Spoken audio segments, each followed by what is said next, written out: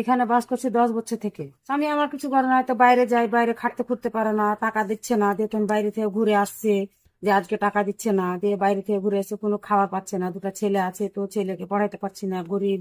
আর একটা ঘর নাই যে ঘরের করি, বসে থাকি।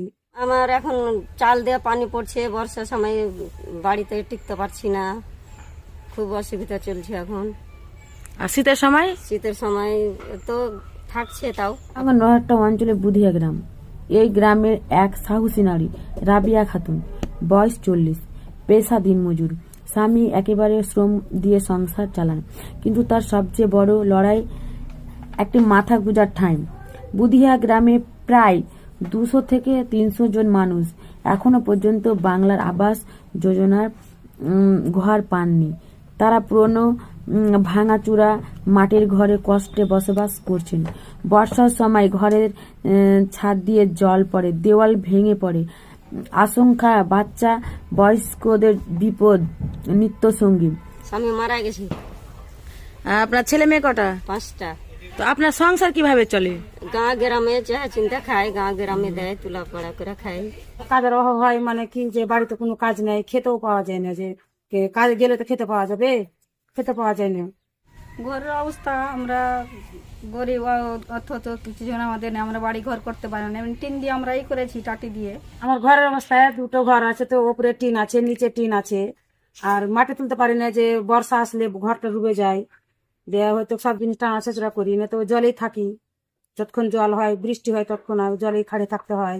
ঘুমানো যাচ্ছে না, মানে এরকম খাড়ে থাকি, চকিতে বসে থাকি, যে ছেলে দুটো নিয়ে চকিতে বসে থাকবো, বৃষ্টি থামবে তখন ঘুমাবো। টিন ভেঙে পড়ে গেছে, বর্ষাতে টিন উড়ে পড়ে গেছে, তখন ফের হয়তো নিয়েছি, থেকে গেছে 1 মাস 2 মাস থেকে গেছে, উদামি থেকে গেছে। শীতের সময় বেশি কষ্ট হয়। আর বৃষ্টির সময়? বৃষ্টির সময় বৃষ্টি পড়ে বাড়িতে, বৃষ্টির সময় শান্তি নয়। আপনি কি আবাস যোজনার ঘর পেয়েছিলেন? না, আবেদন করেছিলেন? করেছিলাম তো পাইনি। কি বলেছে পঞ্চায়েত? ও পঞ্চায়েতে বলেছে যে এখন ওগুলা চলে না, অঞ্চল থেকে পাওয়া যাবে না, এখন বন্ধ আছে। তো ব্লক গিয়েছিলেন? গিয়েছিলাম, ঘুরে ঘুরে আসছিলাম, বলেছে যে এখন কাজ চলে না। অফিসে গেলে কি উত্তর দেয় তারা? অফিসে যাই তো বলছি যে আমার রাস্তা নাই, তো চলাফেরার অসুবিধা হচ্ছে, আমার লাইন নাই, বিনা লাইনে থাকছি, ছেলে দুটাকে পড়ার অসুবিধা হচ্ছে, বাড়িতে রান্না করার অসুবিধা হচ্ছে। মগরবের পর কোনো আমি কাজ করতে পারছি না লাইনের জন্য। লাইন তো নাই, এবার ঘরও নাই, খুব অসুবিধায়। রাবিয়া বলেন, আমরা বহুবার পঞ্চায়েতে গিয়েছি, বিডিও অফিসে গিয়েছি, অভিযোগ করেছি, কিন্তু কোনো লাভ হয়নি, ঘর পাইনি, শুধু আশ্বাস পেয়েছি। যখন ভোটের ইলেকশন যখন আসে তখন বলছে দিব, তা বাদে আর দেয় না। মেম্বার প্রধানকে বলে বলে আমরা খাস্তি গেছি। ওদের কি হচ্ছে, আমরা যে বিডিও অফিস যাওয়া বা আমরা অঞ্চল যাওয়া আবার আবেদন জানাবো, এরকম বলছি। বাংলার আবাস যোজনা অনুযায়ী রাজ্যের দরিদ্র পরিবারগুলি পাকা বাড়ি দেওয়ার কথা, কিন্তু বাস্তবে অনেকটা জায়গাতেই এই প্রকল্প আটকে আছে। এই সমস্যা সমাধানের দাবিতে রাবিয়া গ্রামের কয়েকজন মহিলা সিদ্ধান্ত নিয়েছে মিলে অফিসে যাবেন, লিখিত আবেদন জানাবেন। আপনাকে বাংলার আবাস যোজনা ঘরের আবেদন করেছিলেন? করেছি তো পাইনি।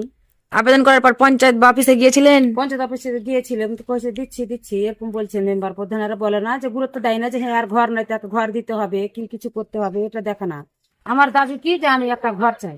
একসাথে আওয়াজ তুলে, কারণ এই ভিডিও শুধু রাবিয়ার নয়, বরং সেই হাজার পরিবারের কণ্ঠস্বর।